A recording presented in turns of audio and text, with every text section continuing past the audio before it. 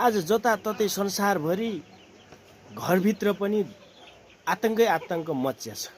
किन आतंक मच्या छ भने मानिस एकले अर्कालाई सहन छोड्यो। धैर्यवान भन्ने छँदै छैन। एकछिन पर्खिन पनि सक्दैन, एकछिन रोक्न पनि सक्दैन हैन। एकदमै मान्छे धैर्यवान हुन छोड्यो।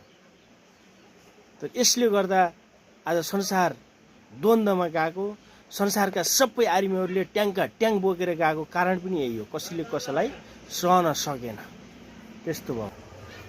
तर एकछिन सहिदिँदा, एकछिन चाहिँ धैर्य हुँदा कति असल हुन्छ। यहाँ चाहिँ बाइबलमा यस्तो कुरा लेखेको छ, मानिस धैर्यवान हुनु लडाईका योद्धा हुनुभन्दा उत्तम हो र आफ्नो क्रोध बसमा राख्नु सहरै कब्जा गर्नुभन्दा बेस हो।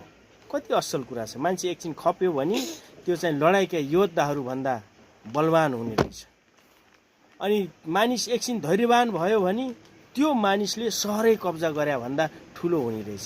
त्यसकारणले हामी धैर्य हुनुपर्छ, सहनुपर्छ। एकले अर्कालाई एकछिन भए पनि पर्खिनुपर्छ। आज पर्खिनु भन्ने कुरा, धैर्यवान हुने भन्ने कुरा संसारबाट हराउँदैछ। हराएको कारणले गर्दा आज आतंक मच्या छ। हस् त।